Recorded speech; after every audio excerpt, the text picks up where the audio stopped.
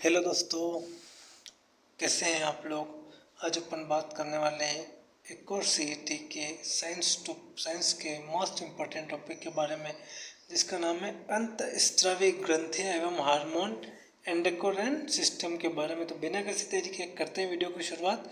अगर वीडियो अच्छा लगे तो वीडियो को लाइक कीजिएगा और चैनल को सब्सक्राइब करना ना भूलिएगा। पहले अपन को यह समझना पड़ेगा कि अंतःस्रावी ग्रंथियां किसको बोलते हैं, क्या होती है। तो मानव शरीर में विभिन्न जैविक क्रियाओं के समन्वय, नियंत्रण और नियमन के लिए दो प्रमुख तंत्र कार्य करते हैं। पहला है तंत्रिका तंत्र, जिसका आपने डिटेल में वीडियो बना लिया है और अपन ने वो टॉपिक अपने कवर कर लिया है। और दूसरा है अंतःस्रावी तंत्र। थॉमस एडिसन को अंतःस्रावी विज्ञान का जनक कहा जाता है। किसको? थॉमस एडिसन को। नाम आप याद रखना। अब अंतःस्रावी ग्रंथियों कितने प्रकार की होती है। तो मानव शरीर में ग्रंथियों को स्राव के मार्ग और प्रकृति के आधार पर तीन प्रमुख भागों में विभाजित किया गया है। पहला है बहिस्रावी ग्रंथियां। ये नलिका युक्त ग्रंथियां होती है। इनका स्राव एंजाइम या अन्य पदार्थ सीधे लक्ष्य अंग तक नलिकाओं द्वारा पहुंचाना होता है। उदाहरण क्या है इसके? बहिस्रावी ग्रंथियों का लार ग्रंथि, पसीना ग्रंथि, अश्रु आंसू ग्रंथि, दुग्ध ग्रंथि, यकृत शरीर की सबसे बड़ी बहिस्रावी ग्रंथि है। कौन सी? यकृत। फिर आती है अंतःस्रावी ग्रंथियां। ये नलिकाविहीन ग्रंथियां होती है। ये अपना स्राव सीधे रक्त परिसंचरण में छोड़ती है। इनका स्राव हार्मोन कहलाता है, जैसे Piyush, thyroid, adrenal, pineal, thymus आदि ग्रंथियां। फिर आती है मिश्रित ग्रंथियां। ये ग्रंथियां अंतःस्रावी और बाह्यस्रावी दोनों प्रकार के कार्य करती है, जैसे कि अग्नाशय, वृषण और अंडाशय। तो तीन प्रकार की होती है अंतःस्रावी ग्रंथियां: बहिस्रावी, अंतःस्रावी और मिश्रित। फिर हार्मोन और इसकी विशेषता है। हार्मोन शब्द का सर्वप्रथम प्रयोग स्टर्लिंग ने 1905 में किया था। सर्वप्रथम खोजा गया हार्मोन सिक्रेटिन था, जो ग्रहणी से स्रावित होता है। हार्मोन शरीर के रासायनिक संदेशवाहक होते हैं। ठीक है। परीक्षा की दृष्टि से हार्मोन की मुख्य विशेषता क्या है? ये कार्बनिक यौगिक होते हैं जो शरीर में बहुत ही सूक्ष्म कम मात्रा में प्रभावी होते हैं। इनका अणु आकार बहुत कम होता है, जिससे ये आसानी से कोशिकाओं में विसर्जित भी हो जाते हैं। फिर कार्य समाप्ति के बाद हार्मोन नष्ट हो जाते हैं। इन्हें शरीर में संचित नहीं किया जा सकता, केवल थायरोक्सिन अपवाद है। फिर रासायनिक प्रकृति। ये प्रोटीन, पेप्टाइड जैसे इंसुलिन, अमीनो अम्ल व्युत्पन्न जैसे थायरोक्सिन, एड्रिनल या एस्टेरोइड जैसे टेस्टोस्टेरोन, एस्ट्रोजन की प्रकृति के हो सकते हैं। तो ये हार्मोन की चार बड़ी विशेषताएं हैं। फिर हाइपोथैलेमस एवं पीनियल ग्रंथि के बारे में। हाइपोथैलेमस को सुप्रीम कमांडर कहा जाता है। क्यों? हाइपोथैलेमस अग्र मस्तिष्क के डायनोसिनोफोलिन का आधार भाग है। इसे मास्टर और मास्टर ग्लैंड या शारीरिक तंत्र का सर्वोच्च कमांडर कहा जाता है। किसको? हाइपोथैलेमस को, क्योंकि यह पीयूष ग्रंथि से स्रावित होने वाले हार्मोन के निर्माण और स्राव को नियंत्रित करता है। कौन करता है? हाइपोथैलेमस। पर स्रावित प्रमुख हार्मोन में मोचक हार्मोन है। यह पीयूष ग्रंथि को अपने हार्मोन स्रावित करने के लिए प्रेरित करते हैं, जैसे कि टीआरएच, जीएनआरएच। फिर निरोधी हार्मोन। यह पीयूष ग्रंथि के हार्मोन स्राव को रोकते हैं, जैसे कि सोमेस्टोस्टिन। फिर गैर अंतःस्रावी का मुख्य कार्य क्या है? यह शरीर के तापमान को नियंत्रित करने वाला केंद्र है। यह भूख, प्यास, नफरत, गुस्से, भावना, नींद आदि के चक्र को नियंत्रित करता है। फिर पीनियल ग्रंथि जैविक घड़ी बोलते हैं जिसको। ये मानव शरीर की सबसे छोटी अंतःस्रावी ग्रंथि है। यदि विकल्प में पीनियल न हो तब पीयूष को सबसे छोटा माना जाता है। यह अग्र मस्तिष्क का पृष्ठ भाग में स्थित होती है। इसे बायोलॉजिकल क्लॉक भी कहते हैं। यह तीसरी आंख भी कहा जाता है। आप याद रखना, एग्जाम में आ सकता है।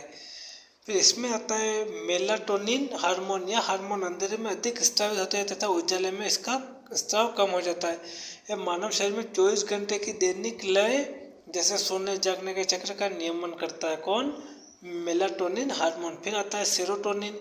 यह मूड, व्यवहार, रक्त वाहिकाओं के संकुचन को नियंत्रित करने में सहायता है। पल भर में अपना मूड गुस्सा, पल भर में अपन नाराज हो जाते हैं, पल भर में गुस्सा आ जाता है, तो वो सेरोटोनिन हार्मोन के कारण होता है। फिर यौनापारंभ का नियम।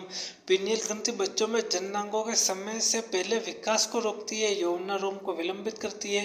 9 वर्ष की आयु के बाद इसका ह्रास होने लगता है और इसमें कैल्शियम कार्बोनेट के कारण जमा जाता है, जिसे मस्तिष्क की रेत कहते हैं।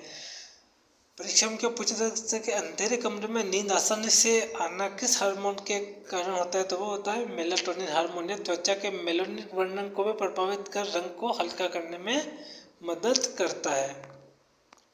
फिर पीयूष ग्रंथि को मास्टर ग्रंथि भी बोलते हैं। पीयूष ग्रंथि मस्तिष्क के आधार पर स्पेनोइड अस्थि का एक गुहा जिसे सेला टर्सिका कहते हैं में स्थित होती है। यह एक छोटे मटर के दाने के आकार की, इसका भार लगभग 0.5 से 0.6 ग्राम होता है। इसे मास्टर ग्रंथि कहते हैं क्योंकि यह अन्य अंतःस्रावी ग्रंथियों को भी नियंत्रित करती है। पीयूष ग्रंथि के प्रमुख हार्मोन, उनके कार्य देख लेते हैं। ग्रंथि का प्रमुख भाग अग्रपाली, इसमें हार्मोन जो पाया जाता है वो है जीएच यानी ग्रोथ हार्मोन सोमेटोट्रोपिन। इसका मुख्य कार्य है हड्डियों, मांसपेशियों और शरीर के समग्र वृद्धि को नियंत्रित करना। फिर दूसरा है टीएसएच थायराइड स्टिमुलेटिंग। इसका मुख्य कार्य थायराइड ग्रंथि को थायरोक्सिन स्राव के लिए उत्पादित करना। फिर तीसरा है एसीटीएच एड्रोकनट्रोपिक या एड्रिनल ग्रंथि के कोर्टेमेक्स भाग को हार्मोन स्राव के लिए प्रेरित करता है। फिर चौथा है पीआरएल लैक्टोजेनिक, गर्भावस्था का स्तनों के दुग्ध निर्माण को प्रेरित करना पीआरएल हार्मोन करता है। फिर आता है एफएसएच या एलएच जिसको हम गोनेड्रोपिन बोलते हैं। एफएसएच शुक्राणु व अंडाणु जनन में सहायक है। एलएच लिंग हार्मोन स्राव बढ़ाता है। फिर दूसरा इसका भाग है मध्यपाली, इसमें एमएसएच पाया जाता है। त्वचा में मेलनिक वर्णन के वितरण को नियंत्रित करना और रंगते करना इस हार्मोन का काम है, किसका, एमएसएच का। फिर पष्टपाली, ठीक है, यह हार्मोन हाइपोथैलेमस में बनते हैं, यहाँ केवल संचित होते हैं। ठीक है, ऑक्सीटोन लव हार्मोन गर्भाशय संकोचन, प्रसव पीड़ा उत्पन्न करना तथा स्तनों से दुग्ध निष्कासन में सहायक है। इसे बर्थ हार्मोन भी कहते हैं। ठीक है, फिर आता है एडीएच वास्पोरिन एंटीडायूटरिक, वर्क की नलिकाओं में जल पुनर्वसन को बढ़ाना ताकि मूत्र में जल की मात्रा नियंत्रित रह सके। फिर पीयूष ग्रंथि से संबंधित रोग एवं विकार। बोनापन, बाल्यकाल में ग्रोथ हार्मोन की कमी के कारण शारीरिक विकास रुक जाता है। फिर आता है अत्यधिक, बाल्यकाल में जीएच की अत्यधिक अधिकता के कारण शरीर में असाधारण रूप से लंबा फिट हो जाता है। फिर एग्रोमिगेली, वयस्कों में जीएच की अधिकता से चेहरे और हाथ पैर की हड्डियां बेटंगी और गोरिल्ला जैसी हो जाती है। फिर डायबिटीज इंस्पिडिस, बहुमत एडीएच वेसोप्रिन हार्मोन की कमी से वृक्क जल का अवशोषण नहीं कर पाता है, जिससे बार बार अत्यधिक पतला मूत्र होता है और शरीर में निर्जलीकरण हो जाता है यानी डिहाइड्रेशन। नोट, शराब पीने से एडीएच स्तर रुक जाता है जिससे बार बार पेशाब आता है। फिर थायराइड और पैथोथायराइड ग्रंथि। थायराइड ग्रंथि सबसे बड़ी अंतःस्रावी ग्रंथि बोला जाता है।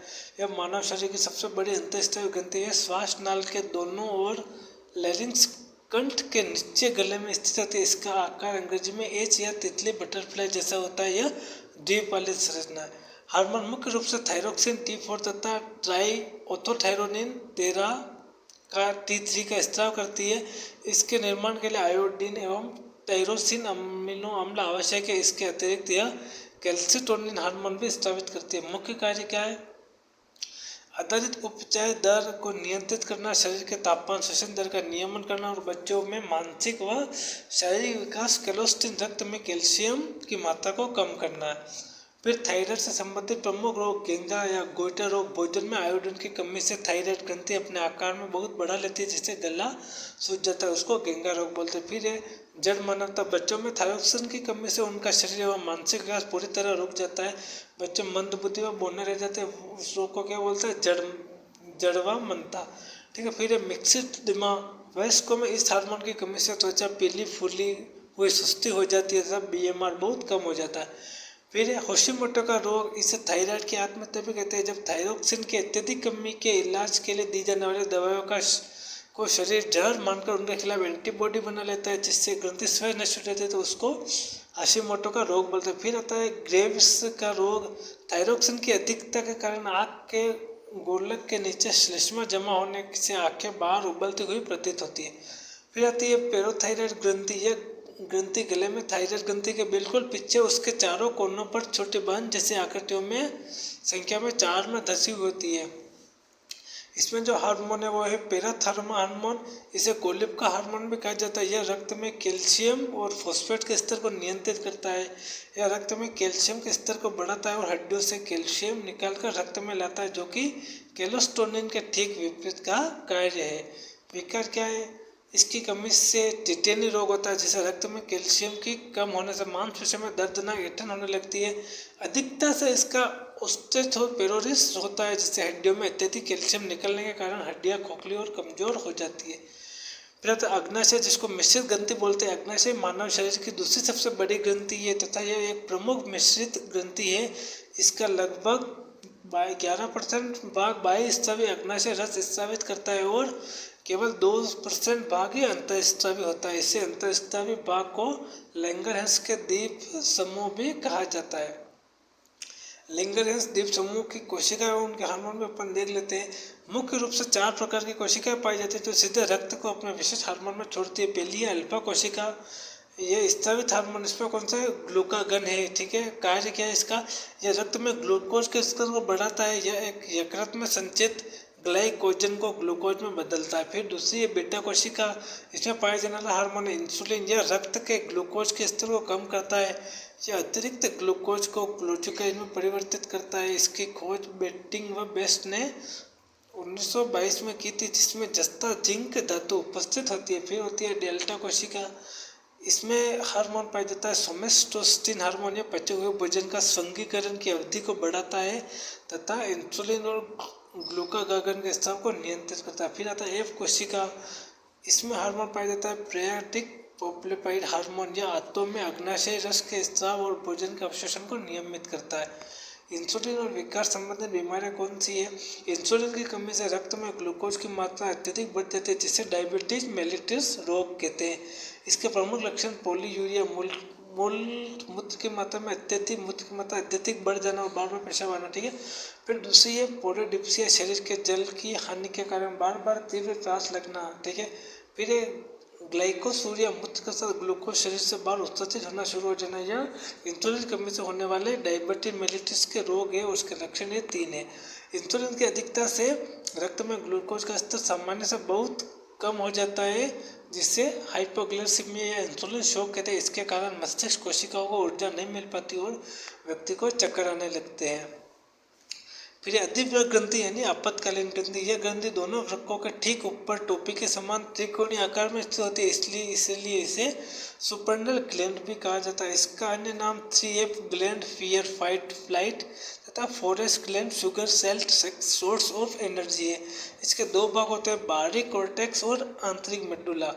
एंट्री कॉर्टेक्स यह 80% होता है। यह भाग जीवन के लिए अनिवार्य है। इसे स्रावित हार्मोन कोर्टिकोइड्स कहते हैं जो 3 परतों से निकलते हैं। फिर मिनरोकोर्टिकोइड्स, उदाहरण इसका एल्डोस्टेरोन, शरीर में जल, सोडियम और पोटेशियम के संतुलन का नियमन करता है। कौन सा, मिनरलोकोर्टिकोइड्स। फिर आता है ग्लूकोकोर्टिकोइड्स, यह कार्बोहाइड्रेट वसा उपचय को नियंत्रित करता है। इसे जीवन रक्षक हार्मोन भी कहते हैं क्योंकि यह तनाव का सामना करने में मदद करता है। सेक्स कार्डिक्स, यह चेहरे व जनांगों पर बालों के विकास को नियंत्रित करता है। फिर एड्रिनल मेडुला, यह भाग संकटकालीन परिस्थितियों में सक्रिय होता है। इससे 2 मुख्य अमीनो अम्ल आधारित होते हैं। पहला है एड्रिनलिन, यह आपातकालीन हार्मोन है, या लड़ो या उड़ो हार्मोन भी कहते हैं। फिर आता है नॉन एड्रेनलिन, यह सामान्य अवस्था में रक्त वाहिकाओं को संकुचित कर रक्तचाप नियंत्रित करता है। आपातकाल का कार्य क्या है, हृदय की धड़कन तीव्र करना, आँख के पुतलियों को फैलाना और रोंगटे खड़े करना तथा श्वसन दर को बढ़ाना नॉन एड्रेनलिन का कारण।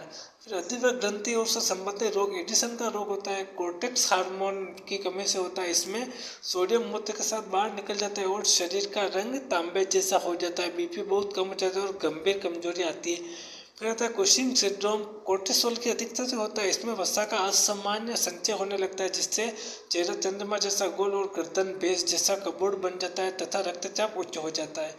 फिर एड्रिनल विटलिज्म, महिलाओं के सेक्स कोर्डियोस की अधिकता से पुरुषों जैसे लक्षण, दाढ़ी मूंछ आना, बुरा होना इसका मुख्य कारण है। ठीक है दोस्तों, तो ये तो एक और CET का मोस्ट इंपॉर्टेंट टॉपिक अंतःस्रावी ग्रंथियां और हार्मोन, इसको अपन ने कंप्लीट कर लिया। अगर वीडियो अच्छा लगा हो तो वीडियो को लाइक कीजिएगा, चैनल को सब्सक्राइब कीजिएगा। मिलते हैं अपन साइंस के इसी मस्त टॉपिक के साथ। धन्यवाद।